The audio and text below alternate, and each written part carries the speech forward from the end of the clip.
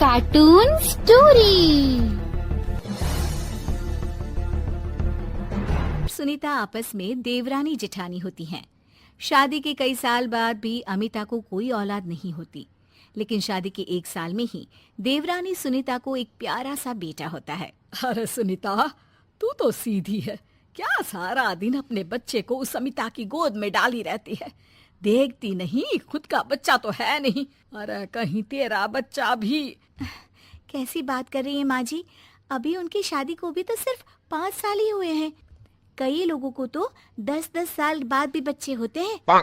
सास को सुनीता की बात अच्छी नहीं लगती। वो अमिता के पास जाती है। देख अमिता, घर का काम करा कर। सुनीता का एक तो छोटा बच्चा, वो बेचारी घर को चिराग भी दे और सारा दिन किचन में खटती रहे, और ऊपर से तू आराम करे। दीदी, खाने में क्या बनाना है दोपहर को? मैं किचन में जा रही हूँ। अरे नहीं, मैं हूँ ना, मैं खाना बना लूंगी। अरे खाना आप बनाएंगी तो मुन्ने को कौन पकड़ेगा? अरे तू पकड़ेगी, मैं पकड़ूंगी। भाई माँ ही तो मुन्ने को पकड़ती है। तू काम करे और ये मुन्ने के नाम पर आराम। अरे नहीं माँ जी, मैं माँ हूँ माना, लेकिन अमिता दीदी का प्यार भी कम नहीं है। सारा दिन भी नहीं खिलाएंगी तो रात को नींद नहीं आएंगी इन्हें।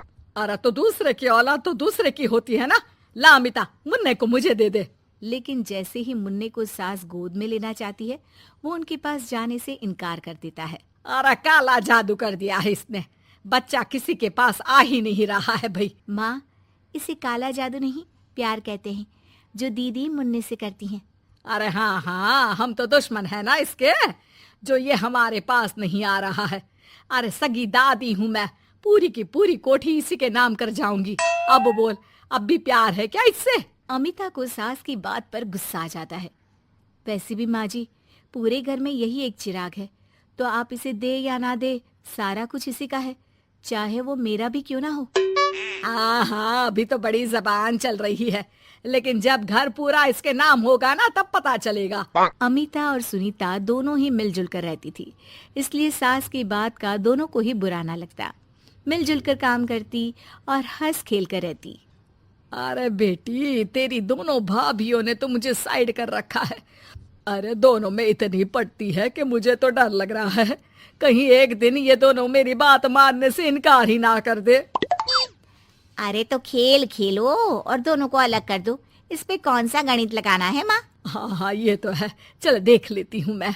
अगले दिन सास धीरे से एक लाल पेन लेकर मुन्ने के बदन में लगा देती है और लोगों को बुलाकर हंगामा करती है। अरे देखो देखो, ये क्या हो रहा है मुन्ने के शरीर में? अरे ये क्या हो गया मेरे बेटे को? मैं अभी इसे लेकर डॉक्टर के पास जा रही हूँ। अरे ना दीदी, परेशान मत हो, मैं तैयार कर देती हूँ और कैब बुला लेती हूँ, बाद में ले जाइए आप इसे। अरे बेटा, तेरा है, वो क्यों ले जाएगी? वैसे भी ये डॉक्टर का नहीं, तांत्रिक का मसला है। किसी ने मुन्ने पर जादू करने की कोशिश की है, जिससे वो मुन्ने को मार ले। सुनीता ये सुनकर रोने लगती है। कौन मेरे मुन्ने को मारने की कोशिश करेगा माँ जी? नहीं, ऐसा कुछ नहीं होगा। सास अमिता की तरफ देखकर कहती है। अरे वही जिसकी खुद की औलाद ना हो। कैसी बात कर रही हैं माँ जी आप? मैं क्यों मारूंगी अपने ही बच्चे को? वो तो मेरे बेटे जैसा है। अरे बेटे जैसा है, बेटा तो नहीं है ना। वैसे भी मैंने तांत्रिक को फोन कर दिया है। थोड़ी देर में वहाँ तांत्रिक आ जाता है। भगवान भगवान भगवान भगवान, बच्चे की जान को खतरा है, खतरा है, खतरा है। इसके ऊपर किसी बांझ औरत ने काला जादू कर रखा है, रखा है, रखा है। लगता नहीं ये बच्चा कभी ठीक भी हो पाएगा, पाएगा। नहीं, मेरे बेटे को बचा लीजिए। अमिता दीदी, आप इतना गंदा सोचेंगी मुन्ने के लिए, मैंने सोचा भी नहीं था। अरे कैसी बात कर रही हो सुनीता? मैंने तो मुन्ने को माँ से बढ़कर प्यार किया, ये सोचो भला मैं ऐसा क्यों करूंगी? लेकिन बेटे के प्यार में पागल सुनीता सास की जाल में फंस जाती है।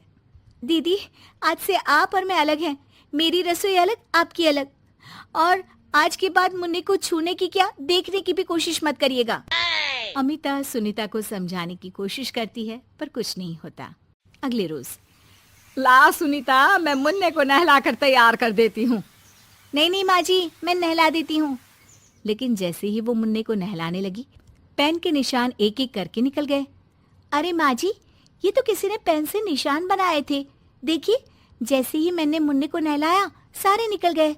अब अरे नहीं नहीं बहू, ये तो बाबा का कमाल है कि बच्चे के ऊपर से ये साया धुल गया।